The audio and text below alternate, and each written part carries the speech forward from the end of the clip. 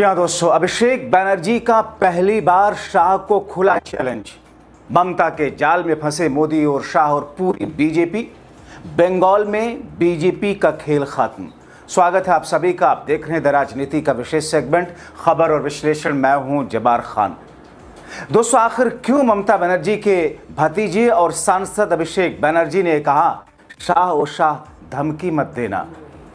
आखिर क्यों अभिषेक बनर्जी ने जो चुनौती अमित शाह को दी है उससे भारतीय जनता पार्टी का पूरा खेमा तिलमिलाया हुआ है? आखिर क्यों मतदान से चंद घंटे पहले यह कहा जा रहा है कि ममता बनर्जी के जाल में पूरी भारतीय जनता पार्टी फंस चुकी है, बीजेपी का खेल बंगाल में फिर से समझो खत्म? दोस्तों, याद कीजिए पिछले चुनाव को, जब प्रधानमंत्री नरेंद्र मोदी दाढ़ी बढ़ा करके रविन्द्रनाथ टैगोर जैसा लुक लेकर के बंगाल पहुंचे थे प्रचार करने के लिए। उनको लगा था कि बंगाल से, बंगाली पहचान से खुद को दाढ़ी बढ़ा कर लेंगे तो जुड़ जाएंगे, मगर बंगाल ने नकार दिया। फिर मोदी ने कहना शुरू किया दीदी ओ दीदी। बंगाल ने उसे दीदी का अपमान माना और इस बार ममता की रणनीति से ऐसे बौखलाए, बीजेपी का खेमा की धमकी पर उतर आए शाह भी मोदी भी। मोदी कह रहे हैं कि 29 तक सरेंडर कर दें टीएमसी के गुंडे। शाह कहते हैं कि दीदी ओ दीदी कान खोल कर सुन लो। मगर यह भाषा बंगाल को ठीक नहीं लगी। खुद ममता के कमांडर और सांसद अभिषेक बनर्जी ने शाह को पलटकर धमकी दे डाली। कह दिया शाह ओ शाह कान खोल कर सुन लीजिए, धमकी मत देना। दम है तो 4 मई को बंगाल में रुक करके दिखाना। तो फिर सवाल यह है कि बंगाल में नॉनवेज बंद करवाने की बात करने वाली बीजेपी, उसके नेता नॉनवेज क्यों खाने लगे? मछली भात क्यों खाने लगे? मछली उठाकर क्यों तोड़ने लगे? योगी आदित्यनाथ की जुबान ऐसी क्यों फिसलने लगी कि वो खून दो आजादी लो वाला जुमला? लगता है उन पर बीजेपी की कंगना रनौत की छाया पड़ गई। मोदी शाह क्यों उल्टा टांग देंगे, दीदी ओ दीदी सरेंडर करो, ये सब करने लगे? दोस्तों, इसके पीछे कई कारण हैं और इसमें कहीं ना कहीं भारतीय जनता पार्टी के खिलाफ ममता बनर्जी ने एक पूरी रणनीति के साथ सब कुछ सेट कर दिया। इसका कुल जमा कह सकते हैं कि बंगाल में ममता के जाल में फंस गए हैं शाह और मोदी और पूरी बीजेपी। दोस्तों, अगर देखें तो इसका पहला कारण है, आप देखिए पूरे बंगाल में 27% बंगाल में बंगला बोलने वाले अल्पसंख्यक मुस्लिम है।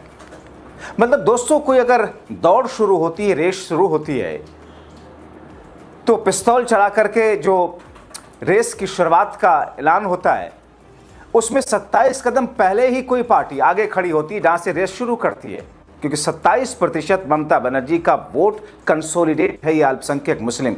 जिस मुस्लिम और अल्पसंख्यक के खिलाफ में पूरी भारतीय जनता पार्टी सब कुछ सारा जहर उड़ेल रही है।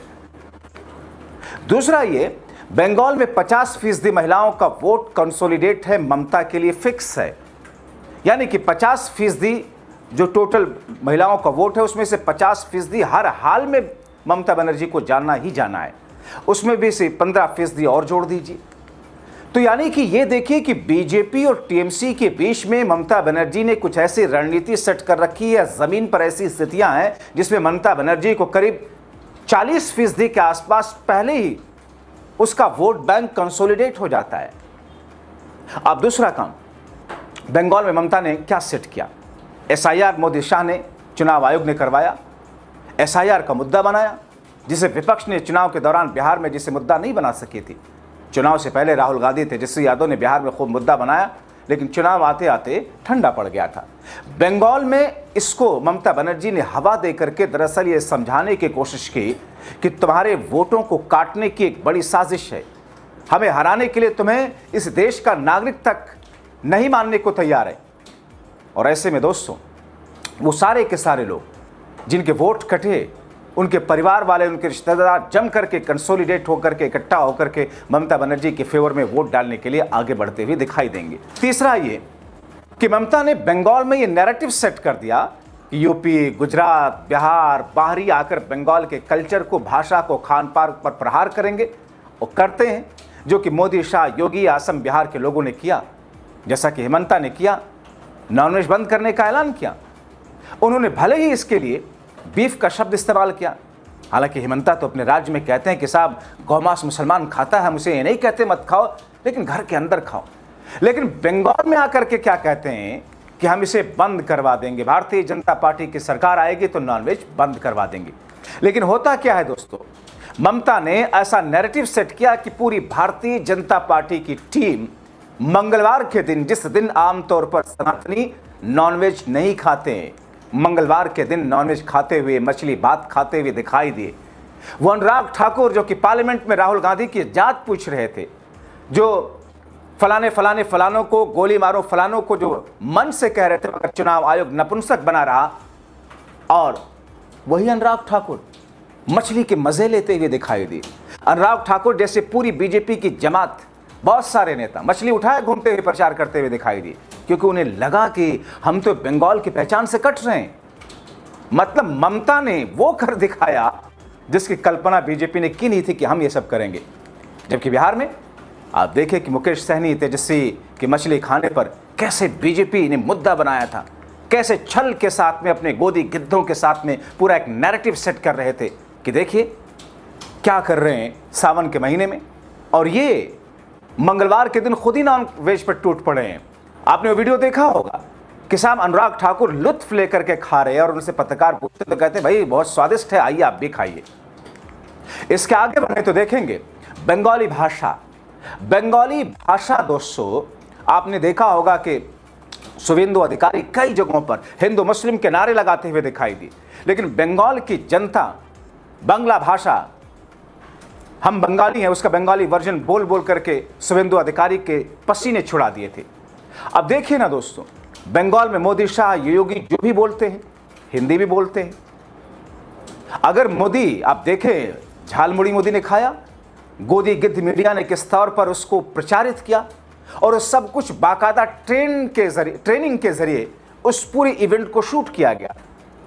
मगर मोदी जब झालमुड़ी मांगने के लिए उस दुकान पर गए तो दुकान वाले से उन्होंने बांग्ला भाषा में नहीं मांगा, उन्होंने हिंदी में मांगा। अगर शायद बांग्ला भाषा में मांगे होते तो उसका इंपैक्ट पड़ता, उसका असर पड़ता। मगर दोस्तों, कॉपी पेस्ट करने वाले मोदी दरअसल यहां पर चूक कर गए, बड़ी चूक कर गए। आमतौर पर देखते हैं कि उनके स्क्रिप्ट राइटर जिस राज्य में जाते हैं उसी राज्य की भाषा से, उसमें शुरुआती जुमलों से शुरुआत कराते हैं उनके भाषण की, लेकिन यहां मात खा गई पूरी भारतीय जनता पार्टी। और चौथा यह कि बंगाल में ममता सरकार के 15 वर्षों के एंटी इनकम्बेंसी का मुद्दा बीजेपी बना ही नहीं पाई, सिर्फ हिंदू मुसलमान करते रह गए। भारतीय जनता पार्टी अगर चाहती तो तर्कों के आधार पर, मुद्दों के आधार पर बंगाल में ममता बनर्जी के 15 वर्षों के एंटी इनकम्बेंसी फैक्टर को निकालती और इस बुनियाद पर लोगों को अपनी तरफ लाती। लेकिन बीजेपी ने पहले ही मान लिया कि साहब बंगाल के हिंदुओं का वोट अपनी तरफ कर लीजिए, मुसलमानों के खिलाफ जहर फैला दीजिए, टीएमसी और विपक्षियों के खिलाफ में इतना जहर झोंकिए जिससे एक ऐसी खाई तैयार हो जाए, एक ऐसी दीवार, ऊंची दीवार खड़ी हो जाए, जिससे हिंदू खुद ब खुद भारतीय जनता पार्टी को और मोदी शाह को भगवान मान करके उनकी तरफ दौड़ा हुआ अंध भक्तों की तरह, गोबर गणेशों की तरह चलाए। मगर बीजेपी की इस नीति और रणनीति से खुद बंगाल के हिंदू भी वाकिफ हैं। आपने देखा किस तौर पर अभी महिला आरक्षण पर छल किया भारतीय जनता पार्टी ने। 2023 में कैसे कानून बनाते हुए उसमें किस धोखे के साथ में 2 शब्द जोड़ दिए कि जब नई जनगणना हो जाएगी और परिसीमन हो जाएगा तब इसको लागू करेंगे। क्यों भैया? जबकि विपक्ष ने पूरा समर्थन दिया था। और इस बार जब उन दोनों शब्दों को हटा करके उसे लागू करना था तो कैसे परिसीमन से उसको जोड़ करके उस कानून को रुकवा दिया बीजेपी ने। कानून तो लागू है, लेकिन जब तक संशोधन नहीं हो जाता, उन 2 शब्दों को हटाया नहीं जाता, नहीं कर सकते। बीजेपी का छल देखिए, और जनता के बीच में जाकर के विपक्ष के ऊपर गोदी गिद्धों के साथ में आरोप थोप रहे हैं। अब बंगाल में हिंदू मुसलमान कर कर करके भारतीय जनता पार्टी एक्सपोज हो चुकी है। आपने देखा कैसे योगी आदित्यनाथ गए और कहने लगे कि साहब ये तो काली की धरती, इसे काबा नहीं बनने देंगे। आप योगी हैं, मुख्यमंत्री पद की न सही, कम से कम योगीपन की गरिमा का थोड़ा तो ख्याल रख लीजिए मिस्टर आदित्यनाथ योगी जी। लेकिन नहीं, आपकी राजनीति की बुनियाद ही यही है। तो तो पूरी भारतीय जनता पार्टी की राजनीति की पूरी बुनियाद ही थी, जिसे भारतीय जनता पार्टी के सामने ममता बनर्जी ने अपनी रणनीतियों से ध्वस्त न सिर्फ किया, बल्कि अपने जाल में पूरी बीजेपी को ऐसा समेटा कि मानो जनता की नब्ज ममता बनर्जी से जुड़ती हुई चली गई।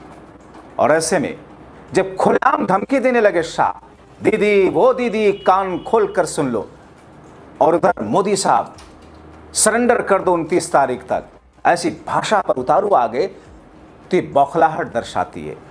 और इसीलिए अभिषेक बनर्जी ने खुल करके पहली बार कहा, शाह ओ शाह कान खोल कर सुन लो। क्या कहेंगे दोस्तों आप इन तमाम चीज़ों को लेकर अपनी राय कमेंट बॉक्स में ज़रूर लिखें।